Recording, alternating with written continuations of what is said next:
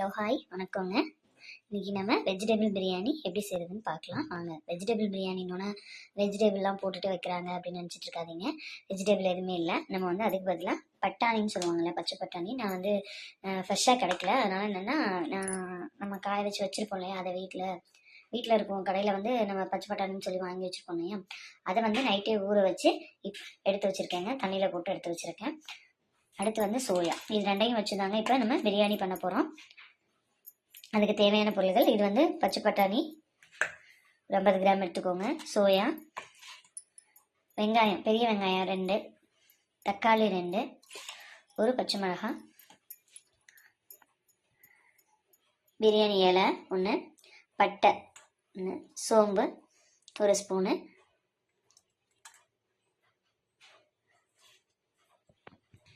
பிரியாணி பூ வந்து கொஞ்சமாக எடுத்திருக்கேன். அதுக்கப்புறம் கிராம்பு 3 எடுத்திருக்கேன், 4 3 எடுத்துக்கோங்க. அதுக்கப்புறம் நீங்கள் ஏலக்காய் ஆட் பண்ணுறா இருந்தால் பண்ணிக்கோங்க. என்கிட்ட நான் இன்றைக்கி வாங்கலை, அதனால் அதை போடல. அதுக்கப்புறம் 1 ஸ்பூன் மிளகாத்தூள், இது வந்து சிக்கன் மசாலாவும் கரம் மசாலாவும் ஆட் பண்ணி வச்சுருக்கேங்க.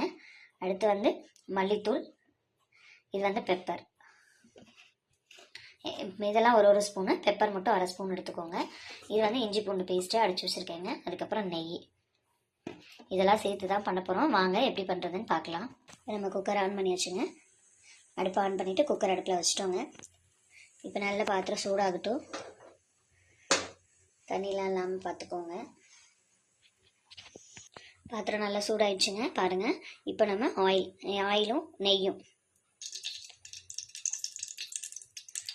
கொஞ்சமும் ஆயில் கொஞ்சமும் போட்டுக்கலாங்க. இப்போ நம்ம ஆயில் சேர்த்தாச்சுங்க, நெய்யும் சேர்த்துட்டோங்க. இப்போ நல்லா சூடாகட்டும், சூடாகிற வரைக்கும் வெயிட் பண்ணுங்கள். நல்லா சூடாகிட்டுங்க. இப்போ நம்ம எடுத்து வச்சிடணும் இல்லையா, பட்டை கிராம்பு எல்லாமே போட போகிறோம். பட்டை, பிரிஞ்சி இலை, பிரியாணி பூ, கிராம்பு, சோம்பு எல்லாமே ஆட் பண்ணுறோங்க.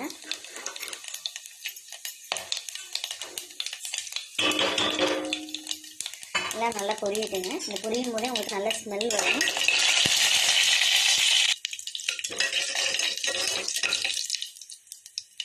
பொரியிற வரைக்கும் வெயிட் பண்ணியாச்சு. நம்ம அடுத்து என்ன பண்ண போகிறோம் அப்படின்னா, ஒரு பச்சை மிளகாய் எடுத்து வச்சுருந்தோம் இல்லையா, ஒரு பச்சை மிளகாய் போட்டுக்கோங்க.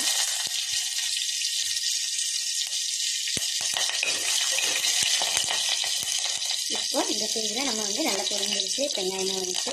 இப்போ ஒரு பெரிய வெங்காயம் கட் பண்ணி வச்சுருந்தோம் இல்லையா, கட் பண்ண 2 பெரிய வெங்காயத்தை ஆட் பண்ணிக்கோங்க. இப்போ நல்லா வணங்கிடுச்சுங்க.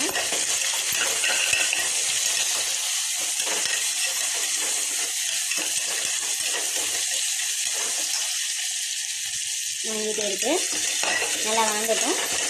வெங்காயமும் தக்காளியும் வணங்குறதுல தாங்க நமக்கு டேஸ்ட்டே தெரியும். பிரியாணியோட கன்சிஸ்டன்சி அதில் தான் வரும். அதனால் நீங்கள் நல்லா வணங்க விடுங்க. புதினா மல்லித்தலை சொல்ல மறந்துட்டேன், அதையும் ஆட் பண்ணணுங்க. நம்ம எடுத்து வைக்க மறந்துட்டேன், ஆட் பண்ணும்போது சொல்லுங்கள். நல்லா வணங்கிடுச்சுங்க. நல்லா இப்போ வணங்கினதுக்கப்புறம் நம்ம தக்காளியை ஆட் பண்ண போகிறோங்க. இந்த தக்காளி கட் பண்ணி வச்சுருந்தோம் இல்லையா, அந்த தக்காளியை இப்போ ஆட் பண்ண போகிறோங்க.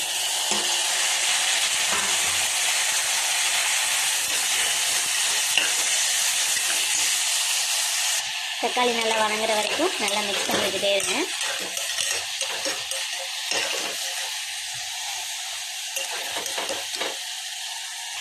இப்போ நல்லா வணங்கிடுச்சுங்க. இப்போ வதங்கினதுக்கப்புறம் நம்ம எடுத்து வச்சுருந்தோம் இல்லையா, சோயா,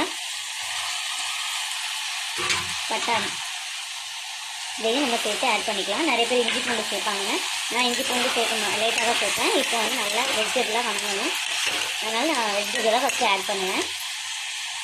வெஜிடபிள் போட்டாச்சுன்னா நல்லா கிண்டி விடுங்க.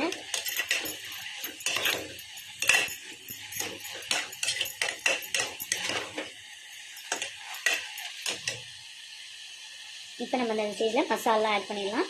இஞ்சி பூண்டுமே ஆட் பண்ணலாங்க. நான் இந்த மசாலா போட்டுட்டு தான் இஞ்சி பூண்டு ஆட் பண்ணுவேன். இப்போ நம்ம மசாலா எடுத்து வச்சுருந்தோம் இல்லையா, பெப்பரு, சிக்கனு மசாலா, தனியா, சில்லி பவுடர் எல்லாத்தையும் என்னங்க சேர்த்து நம்ம ஆட் பண்ணிட்டோங்க.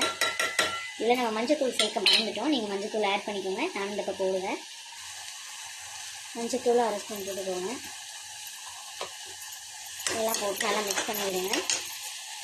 இந்த ஸ்டேஜில் நம்ம இந்த வெஜிடபிள் சோயா இதுக்கெல்லாம் தேவையான உப்பு சேர்த்துக்கிறோங்க. தக்காளி வெங்காயத்துக்கெலாம் உப்பு வந்து முன்னாடியே சேர்க்குறாங்க, சேர்த்துக்கோங்க தப்பில்லை. நான் அந்த ஸ்டேஜ் தான் சேர்க்குறேன். கல் உப்பு தாங்க போட்டிருக்கேன் நான். நீங்கள் உங்களுக்கு எந்த உப்பு கன்சிஸ்டன்சியாக இருக்கோ அதை போட்டுக்கோங்க. அடுத்து இப்போ இஞ்சி பூண்டை சேர்க்குறோங்க.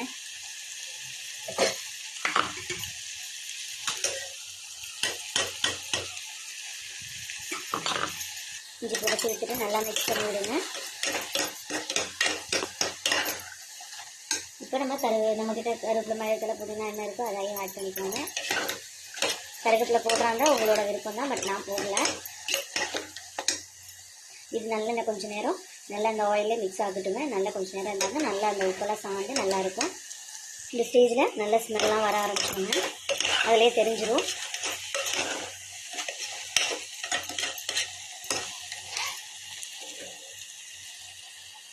நல்ல ஸ்மெல் வந்துருச்சுங்க.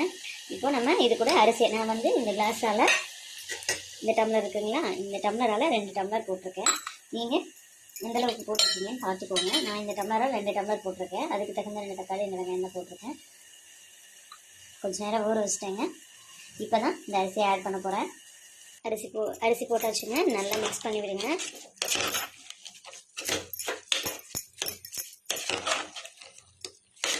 தண்ணிலாம் ட்ரை பண்ணிட்டு தாங்க பண்ணியிருக்கேன். கொஞ்சம் அப்படி இந்த அரிசி வந்து நல்லா மிக்ஸ் பண்ணி விட்டீங்க அப்படின்னா இப்போது நல்லா எல்லாம் அது கூட ஜாயிண்ட் ஆகிடுங்க. மசாலா எல்லாமே அது கூட நல்லா மிக்ஸ் ஆகிடுங்க.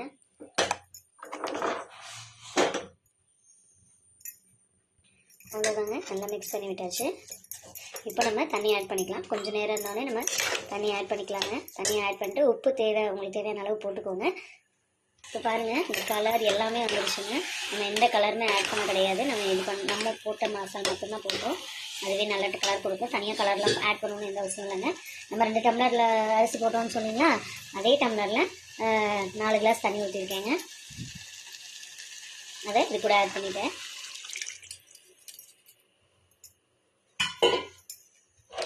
இப்போ நல்லா மிக்ஸ் பண்ணி விடுங்க. கீழே வரைக்கும் நல்லா எடுத்து மிக்ஸ் பண்ணி விடுங்க.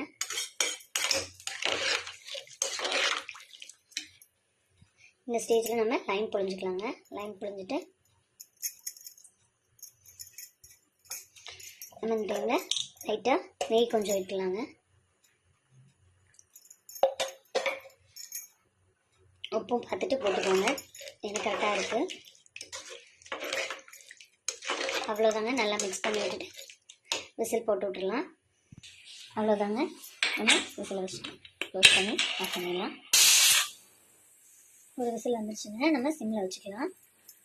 கரெக்டாக ஒரு 5 மினிட்ஸ் வைங்க, வச்சுட்டு ஆஃப் பண்ணிடுங்க. 5 மினிட்ஸ் ஆயிடுச்சுங்க, நான் ஆஃப் பண்ணிடுறேன். எப்படி ரிசல்ட் வந்திருக்குன்னு பார்க்கலாம். வெயிட் பண்ணுங்கள். பார்க்கவே கலர்ஃபுல்லாக வந்திருக்கு. நான் இப்போ தான் ஓப்பன் பண்ணேன்.